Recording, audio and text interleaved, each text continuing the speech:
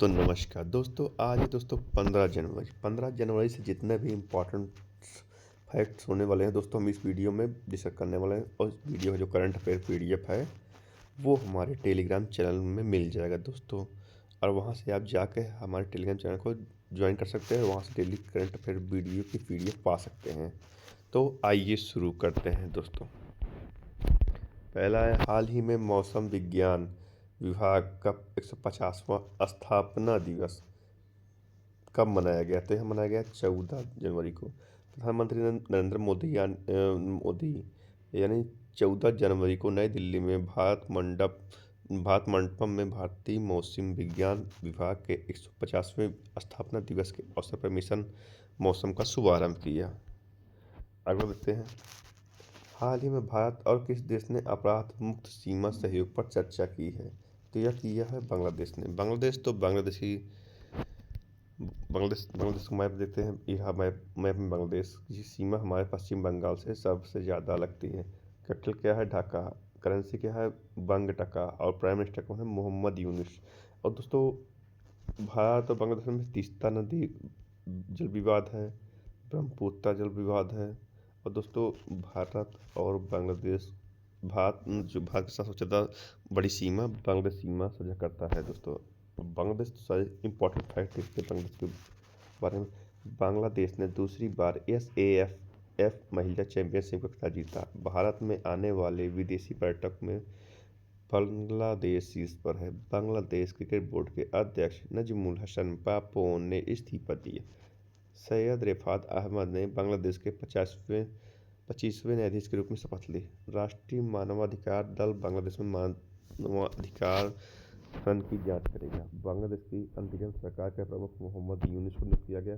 भारत को बांग्लादेश के Mogla port terminal के लिए परिचालन अधिकार प्राप्त किया हुआ है।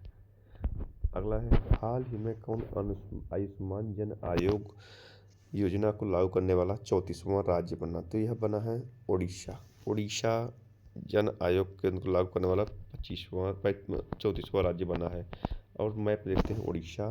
तो ये रहा मैप में उड़ीसा, जिसकी कैपिटल है भुवनेश्वर और सीएम है मोहन चरण मांझी और गवर्नर को डॉक्टर हरिबाबू कम्पाती।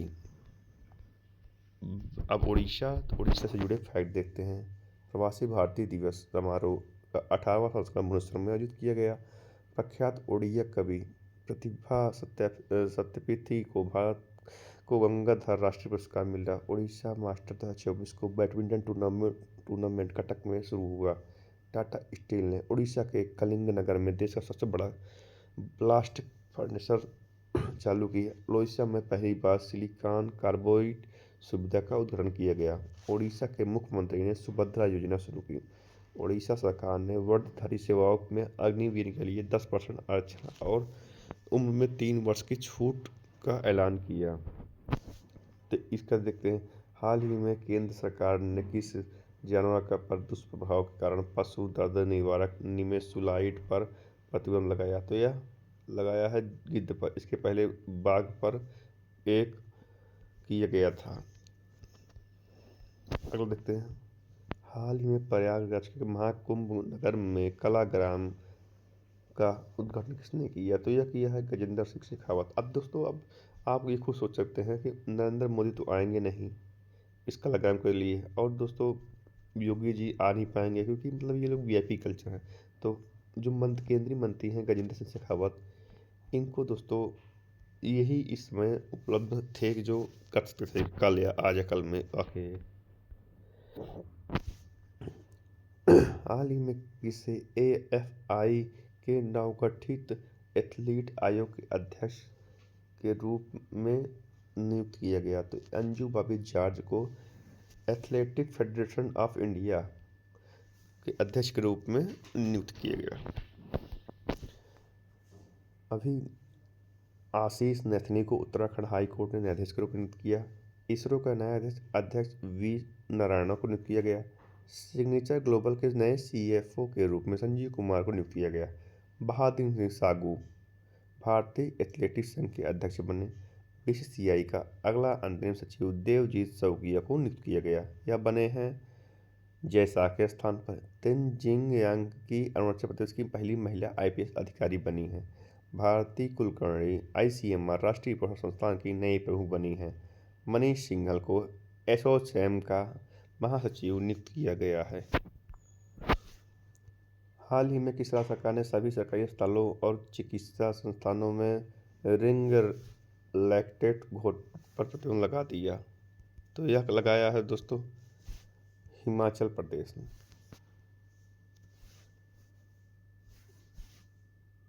मध्य प्रदेश के मुख्यमंत्री मोहन यादव ने 12 जनवरी को 2025 को राष्ट्रीय युवा दिवस पर भोपाल में स्वामी विवेकानंद शक्ति का शुभारंभ किया। स्वामी विवेकानंद की जयंती का में हर वर्ष 1985 में हर साल 12 जनवरी को राष्ट्रीय युवा दिवस को मनाया जाता है। और रिंग लैक्टेट घोल पश्चिम बंगाल में प्रतिबंध लगा दिया गया है। अगला देखते हैं।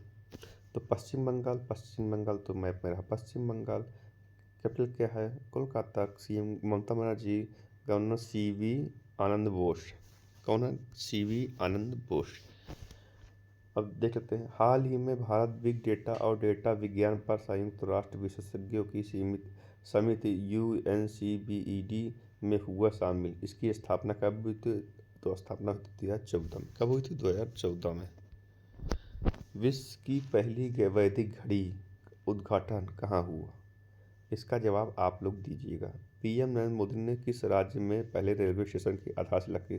तो यह रखी है सिक्किम में। सिक्किम में पहली रेलवे स्टेशन की आधारशिला रखी गई है। अगला देखते हैं। पश्चिम बंगाल में नए पॉस्को फास्ट ट्रैक कोर्ट स्थापित किए जाएंगे। पश्चिम बंगाल विधानसभा में एंटी रेप बिल पास हुआ। पश्चिम बंगाल चौथा राष्ट्रीय फेनिसोमिंग चैंपियनशिप में 151 पदों के साथ शीर्ष पर रहा। आईपीएस राजीव कुमार को पश्चिम बंगाल का फिर से डीजीपी नियुक्त किया गया। कलकत्ता हाईकोर्ट ने ट्रांसजेंडर के लिए 1% आरक्षण नौकरी की मांग की आरक्षण का आदेश दिया है। पश्चिम बंगाल ने 1 वैशाख को अपना राज्य दिवस और बांग्लार माटी बंगाल जल को राजकीय गीत घोषित किया है। अगला देखते हैं। हाल ही में तमिलनाडु के कुडनलुकुलम संयंत्र के लिए किस देश ने छठा परमाणु रिएक्टर भेजा? तो यह भेजा है रूस ने। रूस कैप्टन क्या है? Vladimir Putin. और रूस में माउंट एल्ब्रस, यूराल और लेक बैकाल है दोस्तों। और रूस से जुड़े हुए रूस की कैपिटल क्या है? रूस की कैपिटल क्या है? मॉस्को। तो रूस से इंपॉर्टेंट फैक्ट देखते हैं। तो रूसी टेनिस खिलाड़ी दानियाल साल्वेल को डोपिंग नियमों का उल्लंघन करने के लिए 2 साल का निलंबन दिया गया। रूस ने कैंसर की वैक्सीन बनाने का ऐलान किया है। भारतीय नौसेना ने शामिल IANS तुर्सिल का निर्माण रूस के सहयोग से किया गया। भारत और रूस के बीच पाचिर एयर डिफेंस सिस्टम के लिए समझौता हुआ। नई दिल्ली में रूसी व्यापार केंद्र का उद्घाटन हुआ। रूस ने ब्रिक्स अनाज विनिमय प्रस्ताव की रूपरेखा प्रस्तुत की है। ये था इम्पोर्टेंट फैक्ट्स। हाल ही में कहाँ 3 दिवसीय अंतर्राष्ट्रीय पतंग एवं मिठाई महोत्सव शुरू हुआ? तो यह हुआ है राजस्थान में। राजस्थान में अंतर्राष्ट्रीय पतंग एवं 3 दिवसीय अंतर्राष्ट्रीय पतंग एवं मिठाई महोत्सव कहाँ शुरू हुआ? तो यह हुआ है तेलंगाना में। सॉरी दोस्तों, तेलंगाना। तो मैप में देखिए तेलंगाना की कैपिटल क्या है? हैदराबाद। सीएम कौन है? रेवंत रेड्डी। और गवर्नर कौन है? जिष्णुदेव वर्मा। कौन है? Jishnudev Varma. Kawal national park Ahmedabad, tiger reserve Kasu Brahma मंदिर, महावीर हरिणी वनस्थली, मृगमाणी नेशनल पार्क, ये सभी तेलंगाना में पाए जाते हैं। तो अब तेलंगाना रायतु भरोसा योजना के अंतर्गत तेलंगाना सरकार किसानों को अब हर वर्ष प्रति एकड़ 1000 की जगह 1200 रुपये की सहायता देगी। तेलंगाना सरकार को ने सावित्रीबाई फुले की जयंती 3 जनवरी को महिला शिक्षक दिवस के रूप में घोषणा मनाया। भारतीय सेना ने हैदराबाद में अपनी सेना को जानों और मेले का आयोजन किया। वर्ष 2024 में तेलंगाना में अपराध में 22% की वृद्धि दर्ज की गई। तेलंगाना सरकार ने इंदिरम्मा आवास योजना का चरण 1 शुरू किया। 16वां राष्ट्रीय गेम डेवलपर सम्मेलन हैदराबाद में शुरू हुआ। तेलंगाना में प्रतिष्ठित अलाई बलाई समारोह आयोजित किया गया। तेलंगाना जाति सर्वेक्षण शुरू करने वाला तीसरा राज्य बना है। हाल ही में Indian open 70-50 badminton super badminton tournament कहाँ आयोजित किया गया? तो यह किया गया है नई दिल्ली। हाल ही में किसने मेगा उद्यमिता सम्मेलन का उद्घाटन किया? तो यह किया है राजीव रंजन ने। मेगा उद्यमिता सम्मेलन का उद्घाटन राजीव रंजन ने किया है। हाल ही में 50वां अखिल भारतीय पीठासीन अधिकारी सम्मेलन कहाँ हुआ है? तो यह हुआ है पटना में। अब पटना में तो बापू टावर जो प्योर तांबे का बना है, वो कहाँ बना है? पटना में, बिहार के पटना में।